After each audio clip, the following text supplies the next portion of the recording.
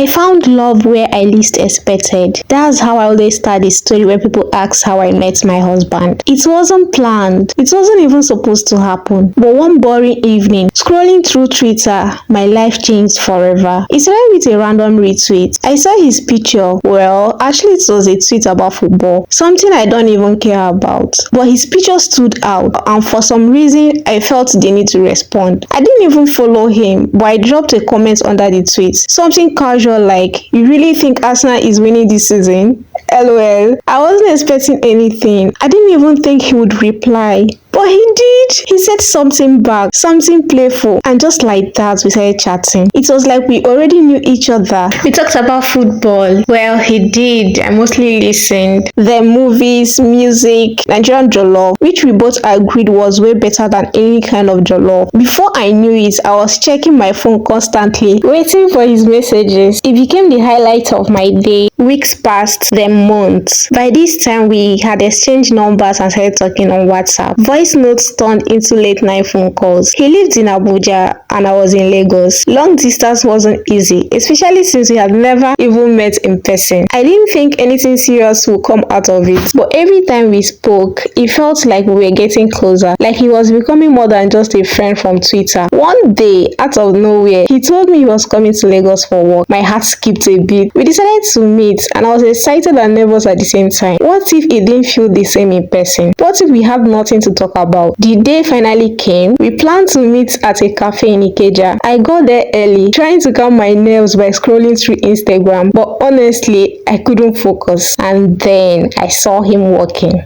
He looked like a snack, tall, wearing navy blue agbada and black shoe. And yes, I still remember the colors. And I could smell his perfume from afar. My heart raced as I waved and he waved back. When we hugged, it felt right. We clicked immediately like we had known each other for years. The conversation flowed so naturally, just like our phone calls, except now I could see the way he laughed and how his eyes lit up when he talked about his favorite things. We spent the whole day together, walking around, laughing, eating suya, and even joking about how we met on Twitter. From then on, things moved quickly. He came to Lagos more often, and before long, I was visiting him in Abuja too. The distance didn't matter anymore because we both knew this was something real. I could feel it in the way he looked at me, how he made time to be there, even when work got crazy. A few months later, he asked me to marry him. He did it right outside that same cafe in Ikeja where we first met. It wasn't some grand proposal with balloons or a crowd. It was simple, intimate, just the two of us, and of course I said yes. The wedding planning was madness, as Nigerian weddings usually are. We had our traditional marriage in Lagos. My family went all out. There were geles as tall as the mountains, food for days, and all the aunties showed up in their best lace. I remember the moment when I walked into the room wearing my ashoke and saw him standing there surrounded by his people. He looked so handsome, and for a moment I couldn't believe he was all mine. The white wedding came next. It was in Abuja, in this big hall with beautiful decorations. I wore a beautiful gown and he looked sharp in his suit. There were hundreds of people, friends and family, dancing, eating and celebrating with us. The music was loud, the jollof rice was on point. There was no shortage of shayo for the guys. At some point, I think every single person there was on the dance floor, including my 70-year-old aunt